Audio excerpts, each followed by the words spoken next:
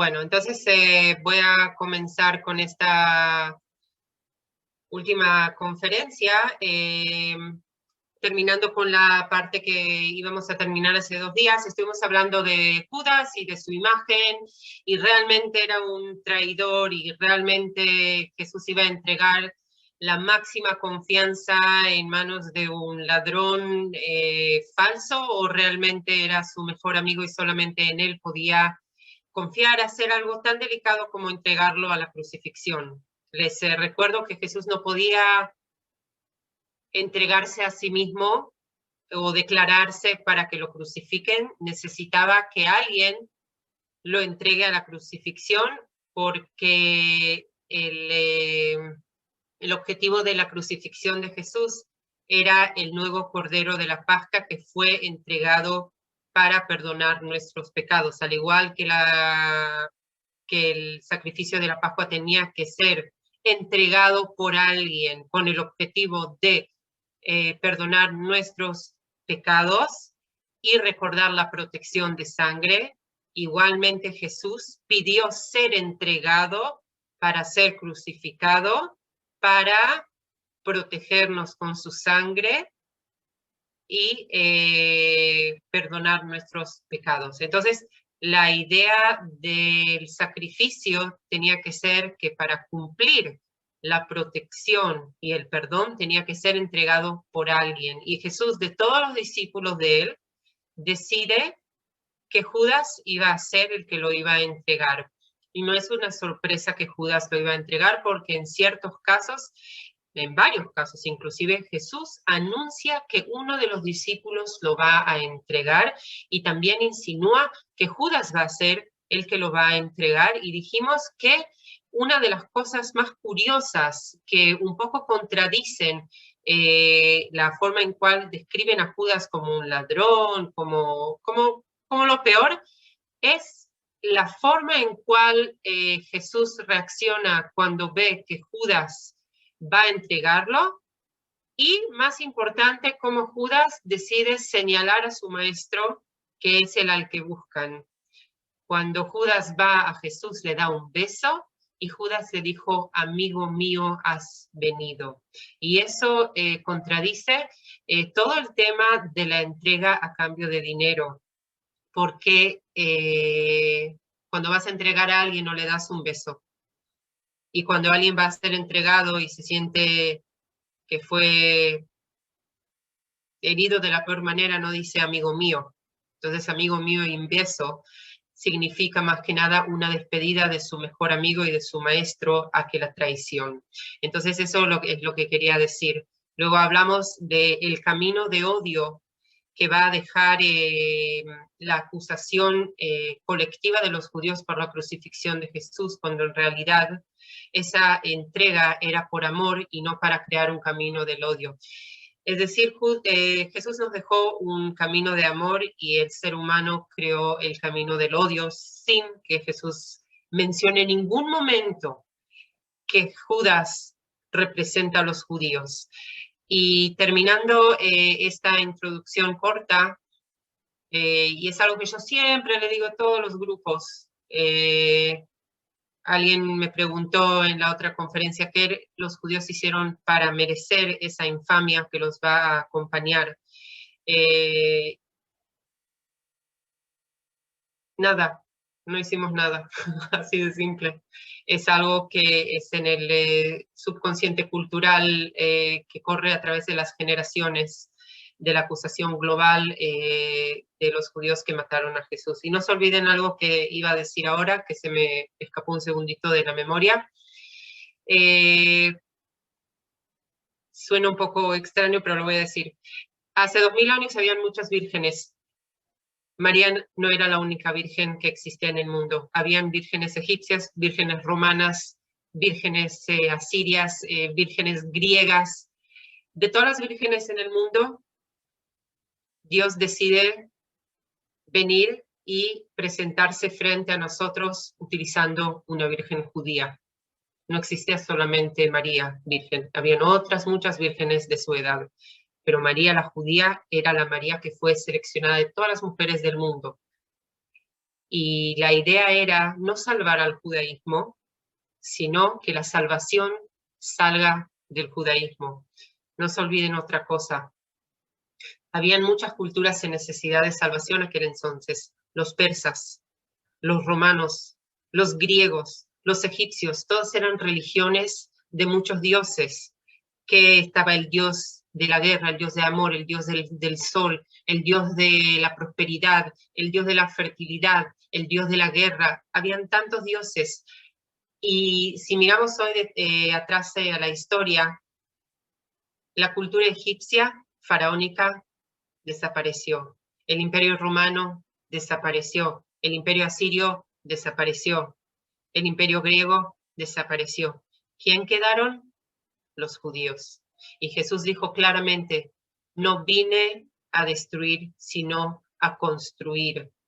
Y lo que dijo en el monte de la transfiguración es que Moisés y el profeta Elías son el antiguo, que a base de él nace el futuro. Es decir, el judaísmo fue elegido como la cuna de las novedades de Jesús que va a compartir con nosotros.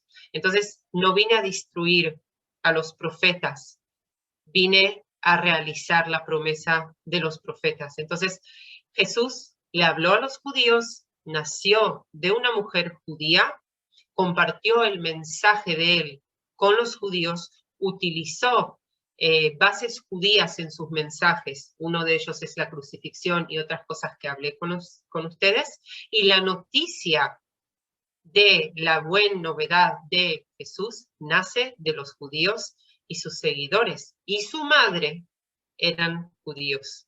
Entonces, eso es importante de mencionarlo. Y entonces, uno no puede odiar al pueblo que Jesús eligió para nacer, criarse y crecer de ellos. Entonces, eso era algo que quería completar. Entonces, la pregunta era, ¿qué pasaría si algún día en el año 1979 se descubre un documento original que describe a Judas en cambio de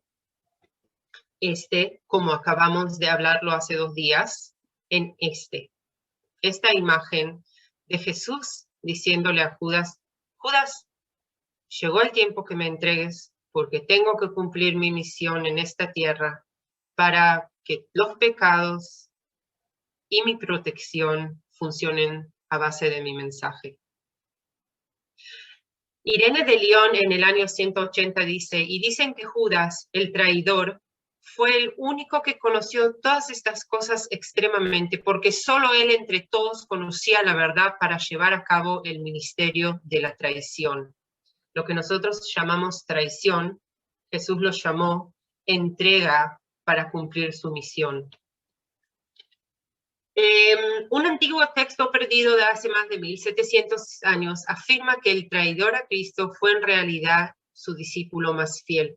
No estoy ahora en campaña de hacerlos creer que este evangelio es verdadero. Estoy totalmente de acuerdo que inclusive la mayoría de ustedes crean que este documento es falso, o puede ser que no es original, o puede ser que no fue aceptado por los evangelios canónicos.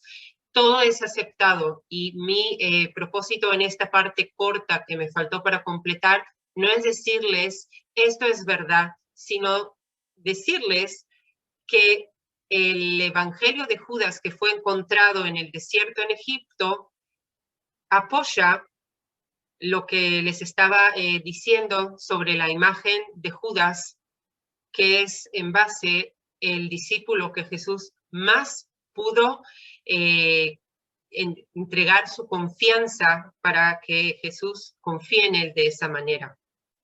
Entonces, ¿qué se sabe de ese texto? Fue descubierto en Egipto, en Elminia, en el año 1978, que es una zona desértica cerca al Nilo.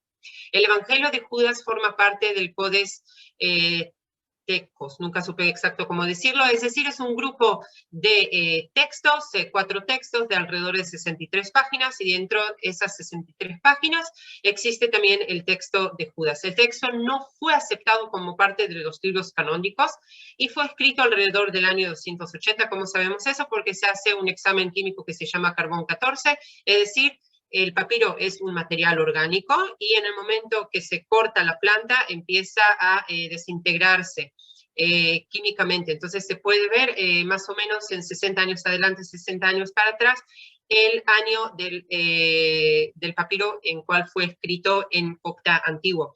Ahora, en 1978 se lo descubrió, pero pasó muchas manos, se fue abandonado muchos años, y recién en el año alrededor de 2006 es cuando se empezó a hablar sobre este código, y este código demuestra una imagen completamente diferente del carácter de Judas, que lógicamente coincide con los propósitos de la entrega que compartí con ustedes sobre Judas, que es la idea que necesita ser entregado para el tema de los pecados y el perdón. Entonces quiero compartir solamente 3 pedacitos cortos de este evangelio, que yo creo que sí pueden apoyar y tienen relevancia a todo lo que se estaba compartiendo con ustedes. Entonces, según este evangelio, Judas entregó a Jesús a los romanos. Entonces, ¿qué sabemos de ese texto? Que formaba parte de alrededor de 4 libros, y dentro de esos libros está también un libro que habla de la imagen de Judas en otra manera de la que escuchamos y conocemos de los evangelios. Algo muy cortito sobre los libros apócrifas. No todos contradicen la imagen de Jesús, sino todos hablan de otra cosa completamente diferente de los evangelios. Simplemente están escritos de otra manera. Es decir, el evangelio de Tomás, el evangelio de Judas son conversaciones entre el maestro y sus discípulos. Es más filosófico, no tan cuento como los 4 evangelios oficiales. Entonces, no cada vez que uno dice libro apócrifa, porque dicen que Jesús no era Dios. No. Al contrario, muchos de esos inclusive reforzan y son mucho más profundos, pero simplemente están construidos en forma de charlas filosóficas y no de eventos. Entonces, lo que lo hace un poco diferente a lo que estamos acostumbrados a leer. Y uno de ellos es el texto de Judas. El texto de Judas no está diciendo algo tan diferente a lo que les estaba compartiendo, sino está escrito en una forma diferente a la cual estamos acostumbrados a leer.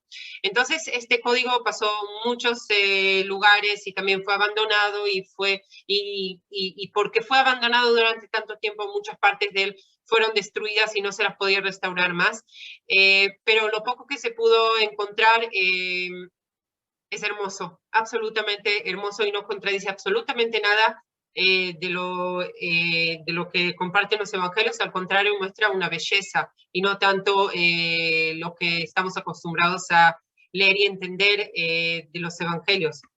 Entonces, como dije, según este evangelio, Jesús entrega a Jesús a los romanos siguiendo órdenes del propio Jesús, quien profetizó: tú serás el 13º y serás maldito por generaciones y vendrás para reinar sobre ellos. Eso es lo que está escrito en parte de este códex, que vas a sufrir mucho por esto, pero gracias a vos mucho va a salir de esta acción muy dura.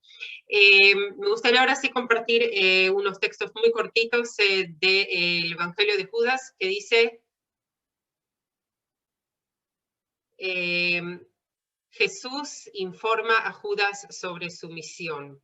Él, Judas, se puso delante de Jesús, pero no pudo mirarlo a los ojos, y dio vuelta su cara. Le dijo: yo sé quién eres y de dónde vienes. Tú vienes del reino inmortal, y no soy digno de pronunciar el nombre del quien te ha enviado. Por cierto, esto es algo súper judío. Cuando dicen no puedo pronunciar el nombre del quien te envió, es decir, no puedo pronunciar el nombre de Dios. Quiere decir, yo sé quién te trajo, pero su nombre es tan sagrado que no puedo pronunciar ese nombre. Hasta hoy en día, los judíos no pronunciamos el nombre de Dios.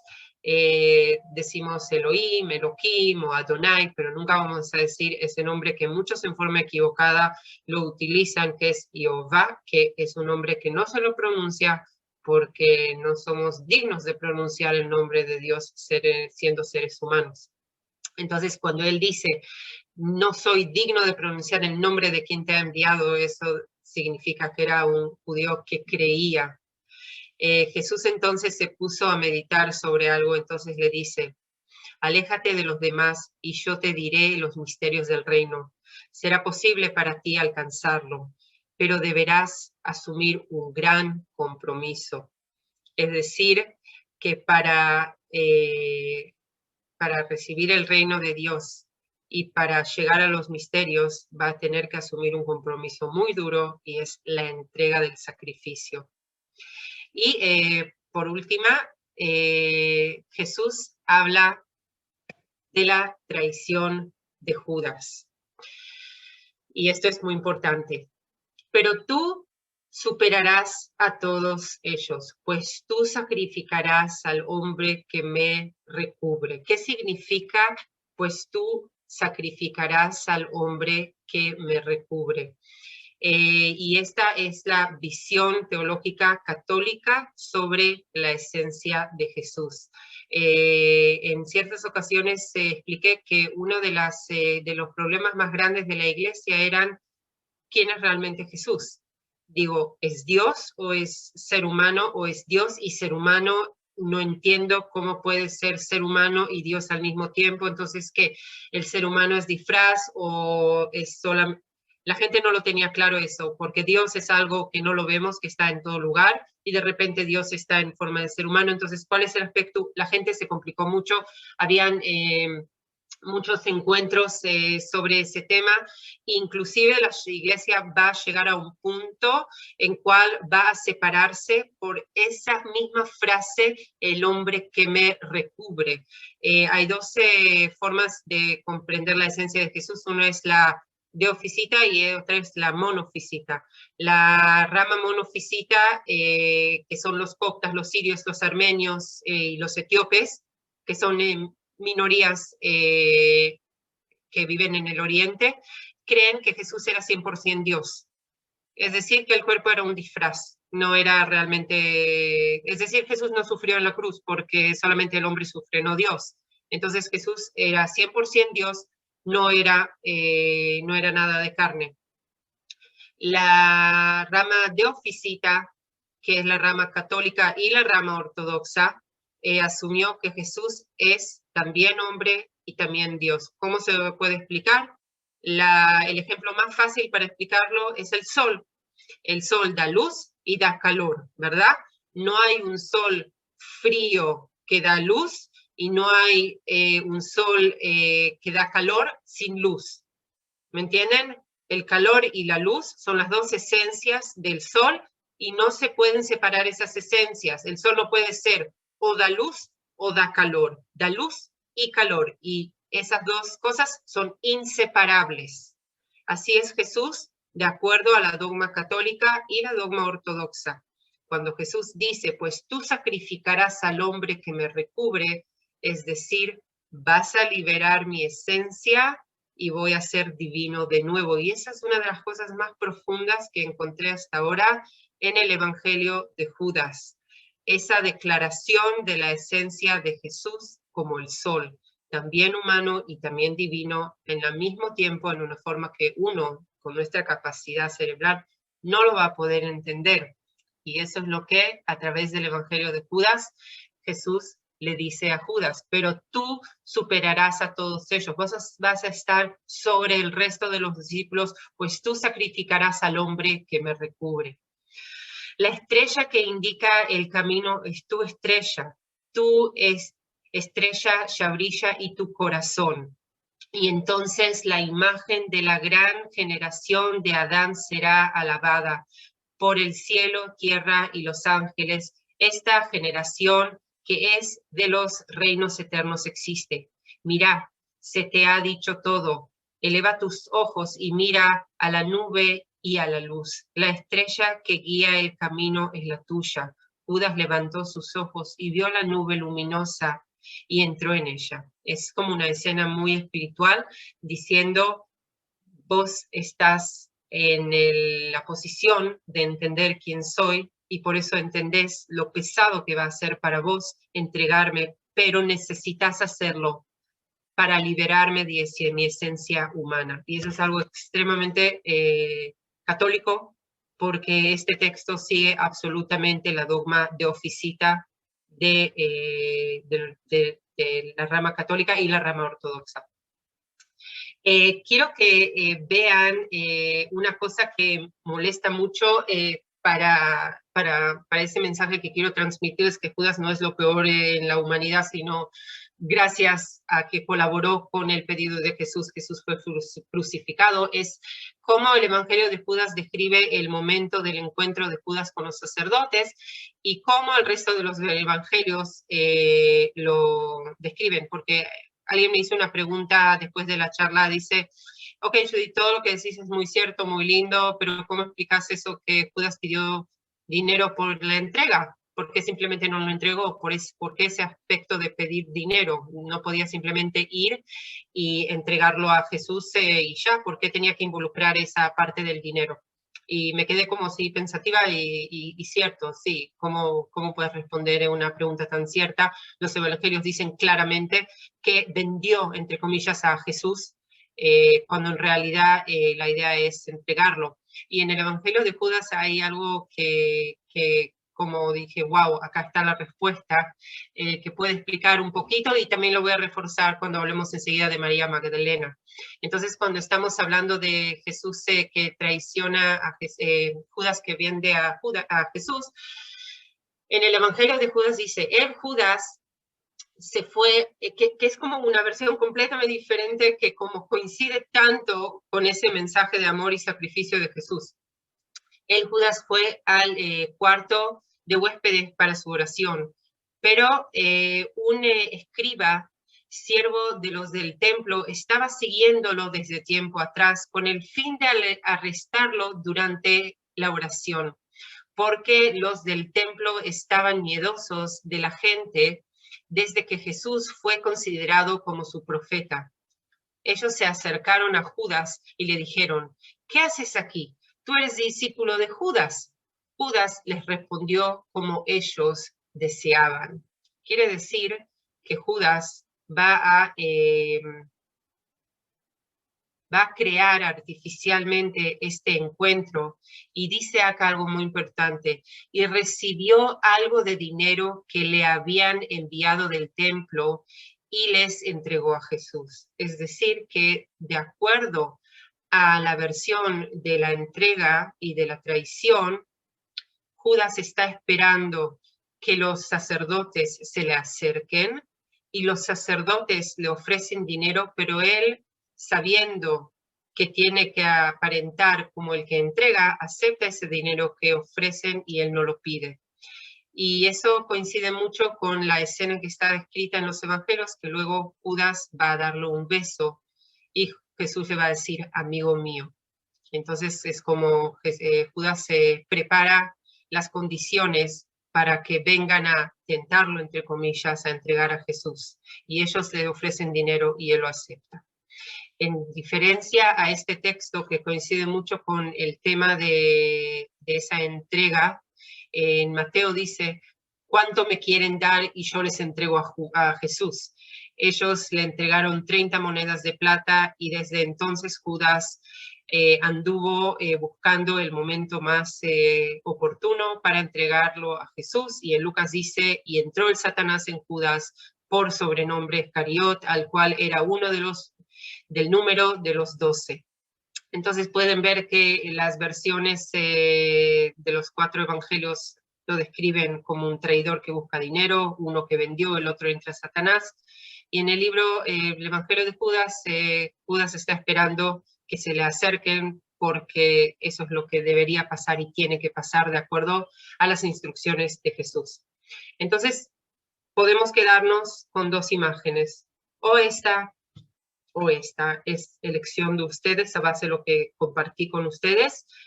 No tienen que estar de acuerdo con lo que dije, es simplemente ofrecerles algo para pensar, y lo único que sí les pido es que entiendan que cuando una persona entrega, el resto no son culpables. Y eso sí, les pido que lo piensen bien cuando automáticamente salta el subconsciente colectivo sobre la educación dentro de generaciones al judío. Entonces, y no se olviden la última cosa, que Jesús era judío y murió como el rey de los judíos. Entonces, terminamos esta parte de Judas.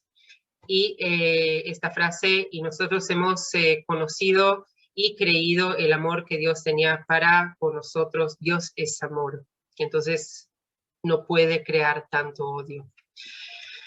Fin de esta parte que me quedó, y vamos a pasar a María Magdalena, Apostolorum, apóstola, que es la apóstola de los apóstoles, que sería la apóstola más importante en diferencia a lo que la Iglesia hasta 1969 nos hizo creer, que es una prostituta arrepentida. Entonces, María Magdalena fue el símbolo de penitencia en la Iglesia más de 2000 años. Durante los siglos, María Magdalena fue confundida con otras Marías que aparecen en la Biblia. María Magdalena es un carácter histórico único. Eso es lo que sabemos de María Magdalena. El pueblo de Magdala, pueden ver, Magdala está al norte del mar de Galilea, muy cerca a Capernaum, es decir, que si viajamos en autobús o en lo que sea, 10, 12 minutos de viaje. Y aquel entonces Capernaum y Magdala eran pueblos muy prósperos de pescadores. Quiere decir que el nivel económico de estos dos pueblos es muy fuerte. Sabemos que Pedro vivía en Capernaum y María Magdalena viene de Magdala. ¿Okay? Muchas veces, al igual que le pregunto a la gente qué significa Judas Iscariote, entonces dicen Judas el traidor. Y entendimos que Iscariote es Ish Krayot, que Krayot significa las afueras de la ciudad de Jerusalén. Así sabemos que María Magdalena es María de Magdala, un pueblo judío que quedaba a 10-12 minutos de Kfar Nahum, que significa el pueblo de Nahum. Esto es el pueblo, un pueblo de pesca, mar de Galilea naturalmente, y su nombre era María, que significa profeta de Dios. María Magdalena, Miriam HaMagdalit, eso significa el nombre. María es Miriam, Magdalena HaMagdalit, y viene del pueblo Migdal o Magdala. Hasta hoy en día tenemos un pueblo que se llama Migdal, que está justo enfrente de las ruinas de Magdala, ciudad a la orilla del mar de Galilea. Esta es Magdala en el siglo XIX, un poquito de ruinas de otras construcciones, una mezquita, pero nadie nos sabía a dónde estaba Magdala porque quedó enterrada en el tiempo, hasta que un párroco mexicano que se llama Juan Solana tenía esa visión de comprar unos terrenos abiertos, desocupados de una playa que ya nadie no la usaba, que queda justo enfrente de Migdal, de hoy en día, alrededor del año 2004, quería hacer ahí un hotel de peregrinación. Esa era su visión, esa era su aspiración. Va a comprar ese terreno, todo bien oficial, empiezan a preparar el terreno para construir el hotel y encuentran Magdala, así de simple. Este párroco mexicano encuentra las excavaciones de Magdala de hace 2000 años, era algo sensacional. Imagínense un párroco que quiere venir a hacer un centro de peregrinos, termina encontrando después de más de 2000 años Magdala bíblica, de donde María Magdalena llegó. Entonces, obviamente que en el momento que tocas arqueología, la arqueología por ley le pertenece al Estado, entonces empezó un proyecto en común entre el padre y el Estado, y los dos siguieron excavando juntos. Entonces se encontró una sinagoga, una de las sinagogas más antiguas del mundo, porque no sé, los que estuvieron en Capernaum, les mostré que la sinagoga que se ve hoy en día en Capernaum es una sinagoga que se construyó luego de la crucifixión de Jesús, no porque esa sinagoga original fue destruida, sino porque era un pueblo próspero y la renovaron. Pero en Magdala, la sinagoga quedó tal como era en el tiempo de Jesús. Ahora imagínense, Magdala, Capernaum, 12 minutos de viaje, es más que lógico que Jesús visitó muchas veces Magdala, porque Jesús iba caminando por toda la región del mar de Galilea. Entonces sí, se quedó en la casa de Pedro, en la casa de la suegra de Pedro en Capernaum, pero daba vuelta por los alrededores, y los alrededores son también Magdala. Quiere decir que las ruinas de la sinagoga que les estoy mostrando ahora, probablemente casi 100% Jesús estuvo ahí, y Jesús también predicó en esa sinagoga, porque eso es lo que hacía. Entonces se encontró la sinagoga, y lo más interesante en Magdala, que luego de las excavaciones se encontró ahí también el altar de una basílica antigua. Es decir, que hay evidencia que la gente de Magdala aceptó el cristianismo al igual que lo aceptaron en Capernaum, y luego cuando los persas conquistaron la tierra de Israel, Magdala y Capernaum fueron destruidas y enterradas por el tiempo. Pero Capernaum como más o menos siempre se supo donde estaba, y Magdala desapareció y nunca se le escapó, hasta que ese padre mexicano la descubrió y era algo sensacional. El hotel se inauguró en noviembre del 2019, hace pocos meses, y la verdad que yo ni lo conozco porque ya casi un año que no hay viajes de peregrinos. Entonces pueden ver que esta es Magdala de arriba. Se puede ver que acá todavía no está completo el hotel, se puede ver. Entonces el hotel tenía que ser a donde están las excavaciones estas. Naturalmente, cuando se empezó a excavar, el hotel se movió para esta zona acá, ¿ven? A donde se ve todavía que no está, que no está completo. Y acá es donde el padre construyó una basílica, una de las más lindas que hay hoy en día en Israel. Y toda esta parte es las excavaciones de donde María Magdalena venía.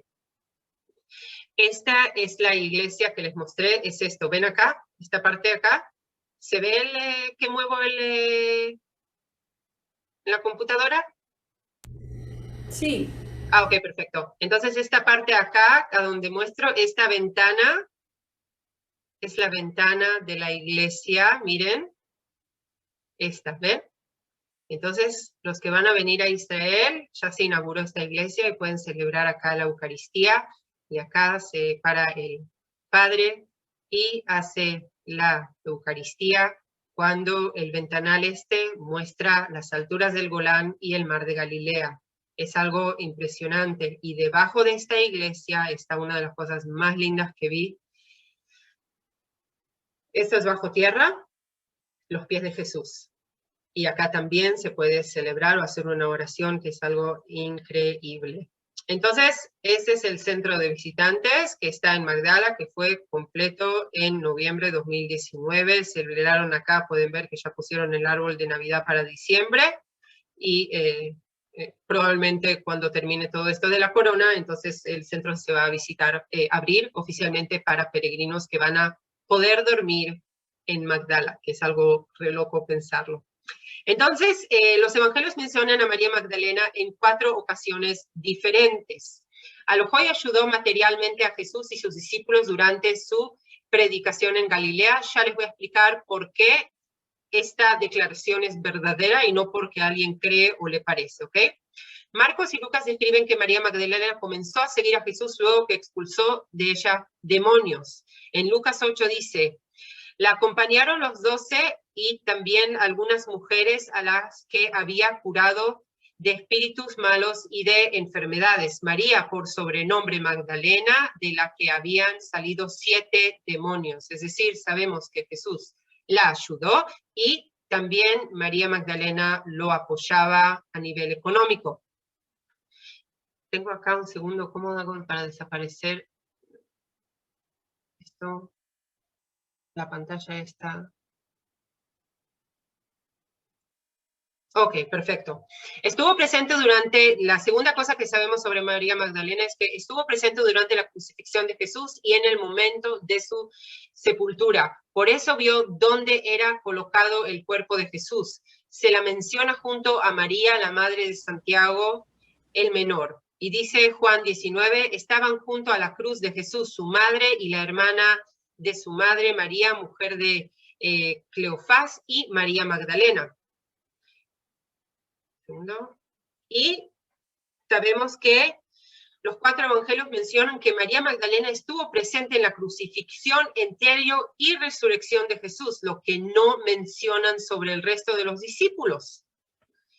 Jesús se aparece a María Magdalena, pero María estaba fuera llorando junto al... Un segundo que me estoy... Okay, al sepulcro, y mientras lloraba se inclinó para mirar dentro del sepulcro y vio a 2 ángeles con vestidura blanca que estaban sentados, el uno a la cabecera y el otro a los pies, donde el cuerpo de Jesús había sido puesto.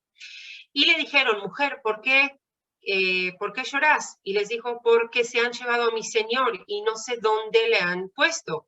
Cuando había dicho esto, se volvió y vio a Jesús que estaba ahí, mas no sabía que era Jesús. Jesús le dijo, mujer, ¿por qué llorás? ¿A quién buscás? Ella, pensando que era el guardia, le dijo, Señor, si tú lo has llevado, dime dónde lo pusiste, dónde lo has puesto y yo lo llevaré. Jesús le dijo, María. Volviéndose, ella le dijo, Rabenu, que es decir, mi Señor. Jesús le dijo, no me toques porque aún no he subido a mi Padre. ¿Se dan cuenta otra vez?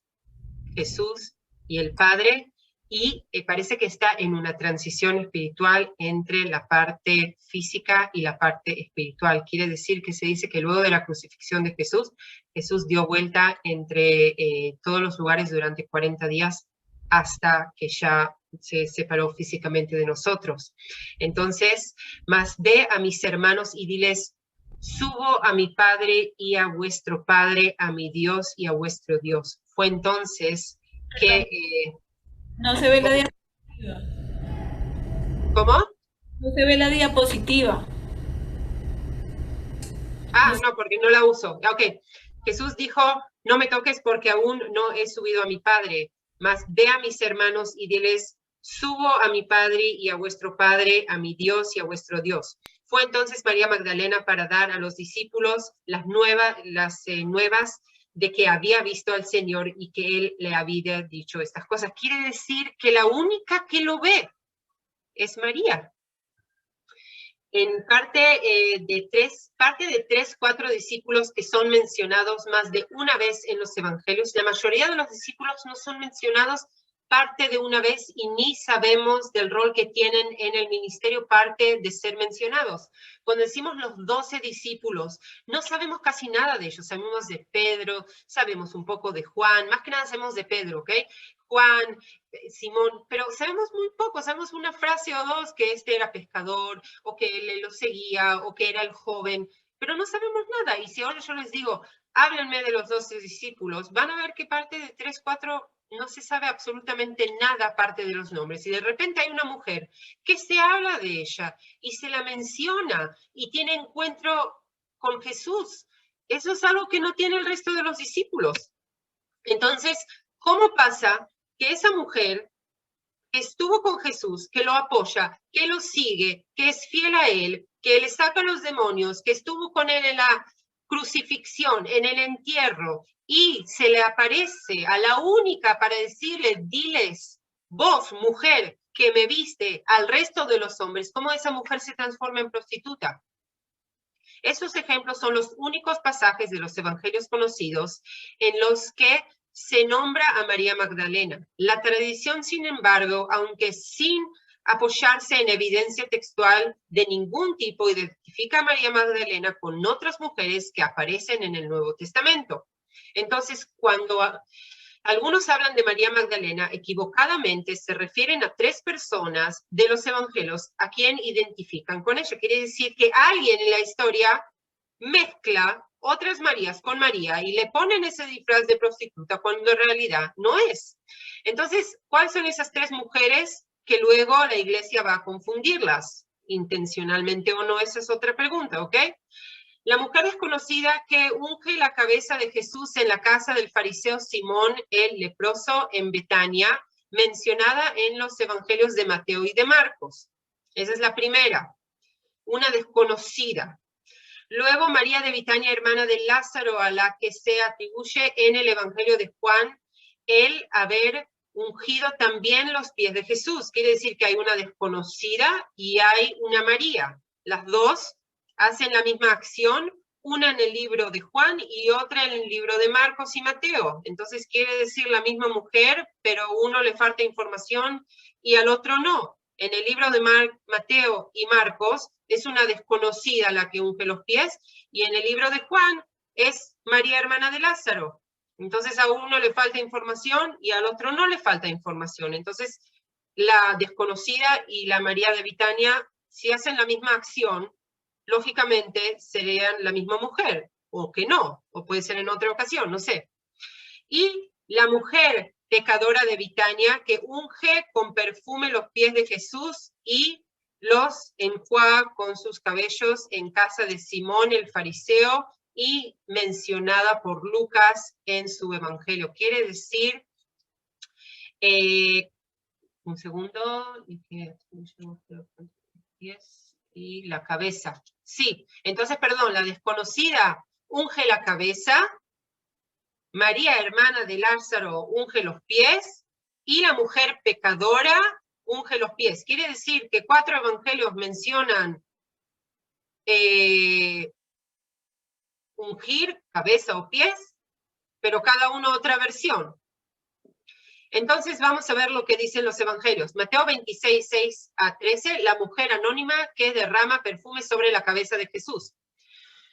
Jesús se encontraba en Betania, en casa de Simón el leproso. Se acercó a él una mujer mientras estaba en la mesa con un frasco de mármol precioso lleno de un perfume muy caro y se lo derramó en la cabeza. Al ver esto, los discípulos protestaban: ¿para qué tanto derroche? Este perfume se podría haber vendido muy caro para ayudar a los pobres. Jesús dio cuenta y les dijo: ¿por qué molestan a esta mujer? Lo que ha hecho conmigo es realmente una buena obra.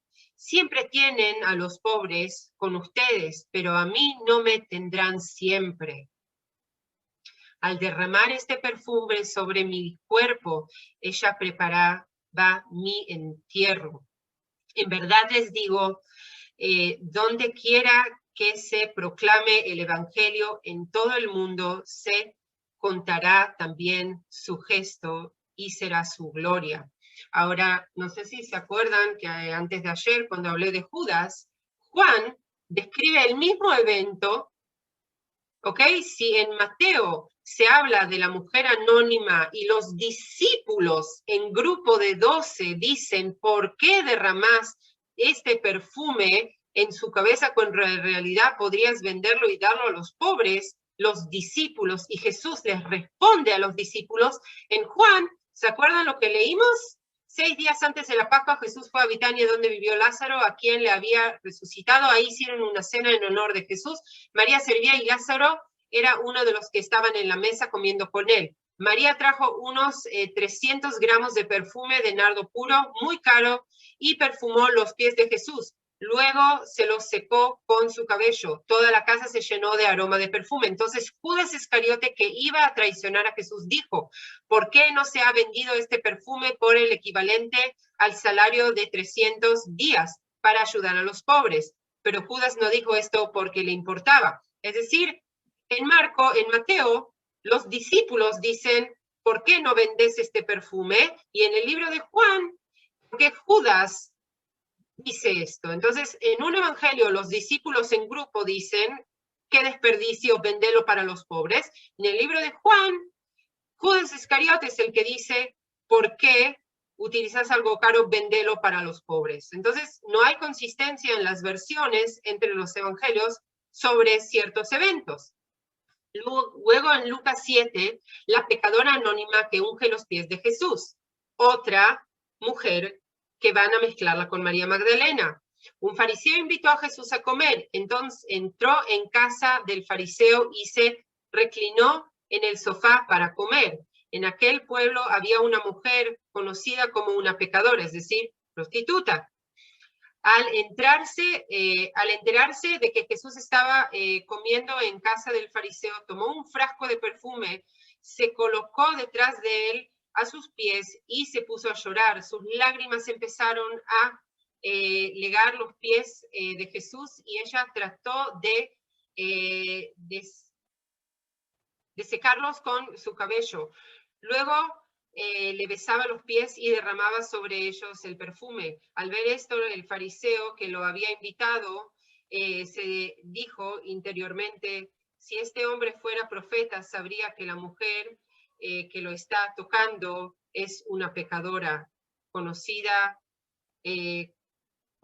a la mujer y lo que vale. Y la última versión de Juan, María, la hermana de Lázaro, que unge los pies de Jesús. Entonces, 6 días antes de la Pascua, Jesús llega a Betania, y ahí es cuando Judas Iscariot, como les dije, la versión anterior, dice, ¿para qué esta mujer usa tanto perfume, lo puede vender? Entonces hay muchas versiones de lo que pasa en Betania, todos tienen que ver con la acción de ungir. Es el cabello, es los pies, es la desconocida, es la pecadora, o es María, la hermana de Lázaro. Entonces, digo, muchas versiones a un mismo acto. Entonces, les hice acá algo para un poco ordenar estos textos que les dije. Entonces, Mateo, la ubicación Betania, Marcos, Betania, Lucas, no se sabe, Juan, Betania. Lugar, Mateo dice Simón el leproso, Marcos, Simón el leproso, Lucas, Simón el fariseo, Juan, no se sabe. En Mateo, la acción, mujer desconocida unge la cabeza, Marcos dice mujer desconocida unge la cabeza, Lucas dice mujer pecadora unge los pies, y Juan dice María, hermana de Lázaro, unge los pies. Entonces, la que unge los pies con Lucas es mujer pecadora, con Juan es María, hermana de Lázaro. Cuando se unge la cabeza es mujer desconocida para Mateo y Marcos. 3 creen que es en Betania, Lucas no sabe dónde fue, y 2 creen que es Simón el leproso, Lucas Simón el fariseo, y Juan no sabe en qué casa. Es decir, los evangelios no fueron escritos 2 años después de la crucifixión de Jesús. Fueron escritos muchos años después, y sabemos que se basan en textos antiguos que luego fueron canonizados a libros, pero no todos tenían el mismo acceso y no todos tenían la misma información sobre su vida. Por eso a veces cuando tenemos que comparar acciones, entonces tenemos también contradicciones. Por ejemplo, el ejemplo que yo siempre doy, Juan es el único que menciona las bodas de Caná. Mateo, Marcos y Lucas no mencionan ninguna boda. Ese evento que lo tenemos tan presente, el de la transformación de agua de purificación en vino, el único que menciona ese evento en capítulo número 2 es Juan. Mateo, Marcos y Lucas no mencionan en ningún momento las bodas de Bartolomeo en Caná de Galilea, en cual Jesús tomó el agua de purificación y la transformó en vino. Entonces podemos ver que hay inconsistencia en ciertos evangelios sobre los eventos que siguen la vida de Jesús. Entonces, ¿en qué momento, si las acabo de distinguir a María Magdalena, la que lo seguía, la que tenía la opción económica de sostenerlo, la que Jesús le saca a los demonios, la mujer que va a seguirlo como fiel y va a estar presente en la crucifixión, entierro y resurrección? ¿Cómo esa María que viene del Galilea, que está tan lejos de más de 200 kilómetros, se mezcla con una María desconocida, / prostituta, que vive cerca de Jerusalén? ¿Cómo esa mezcla tan ilógica? Y esa mezcla ilógica es gracias a un papa que dice, la identidad de María Magdalena como María de Betania y la mujer quien fue una pecadora o desconocida fue establecida en la homilía 33 que el Papa Gregorio I dio en el año 591, en cual dijo, ella, la cual Lucas llama la mujer pecadora, la cual Juan llama María de Betania, nosotros creemos que es María de quien 7 demonios fueron expulsados según Marcos, es decir, María Magdalena. Quiere decir que un papa en el año 591 decide que esa María de Betania sea desconocida o pecadora, o eran Marías diferentes, porque no queda claro ese tema, es la misma María que vive a 200 kilómetros de esas Marías, que no tiene absolutamente nada que ver y que, por lo que nosotros sabemos, nunca estuvo en Betania. Y no dice afirmamos, sino dice creemos. Este Papa Gregorio I es el que va a hacer esa mezcla, que luego va a ser aceptada por toda la Iglesia y va a transformar a María Magdalena en una prostituta. Difundida por los teólogos de los siglos III y V, esta teoría se transformó popular en la iconografía cristiana occidental. Gracias a Dios, otro papa, en 1969, el Papa Pablo VI retiró del calendario litúrgico el apelativo de penitente que acompañaba tradicionalmente a María Magdalena. Desde esa fecha dejaron de empezarse en la liturgia de la festividad de María Magdalena la lectura del Evangelio de Lucas acerca de la mujer pecadora. Desde entonces, el cristianismo dejó de considerar a María Magdalena una prostituta arrepentida. Quiere decir que desde el año 591 hasta 1969, la Iglesia aceptó que María era una prostituta arrepentida y en la fiesta de María se leían el Evangelio de Lucas sobre la mujer pecadora, y recién en 1969 la Iglesia Católica va a retirar ese atributo de prostituta de María Magdalena. Este resumen lo preparé, que dice: María Magdalena termina siendo la seguidora más importante de Jesús, ya que es la única de todos los seguidores y apóstoles de Jesús que lo vio luego de la crucifixión, una mujer, no los discípulos hombres. Los evangelios de Marcos y Juan mencionan que María Magdalena es la única que va a Jesús luego de su crucifixión, y Mateo y Lucas mencionan que María Magdalena estaba con un grupo de mujeres que vieron a Jesús luego de la crucifixión. Quiere decir que dos evangelios dicen que ella fue la única que lo vio después de la crucifixión, y dos evangelios dicen María y un grupo de mujeres. Pero aún siendo así, son las mujeres y María, o María sola, y no el resto de los discípulos que vieron y fueron testigos de la eternidad de Jesús.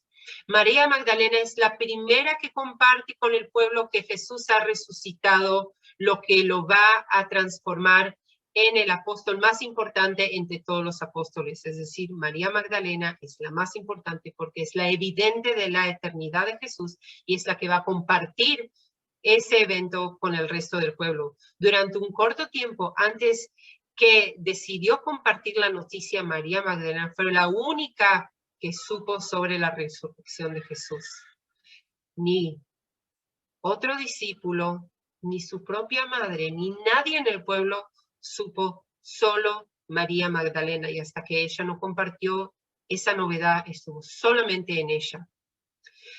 Este rol tan importante de María Magdalena, su presencia clara en la vida de Jesús y su cercanía a él, en diferencia a la mayoría del resto de los apóstoles, y la única que lo vio resucitar, la transforma en una amenaza sobre la iglesia que es exclusivamente masculina.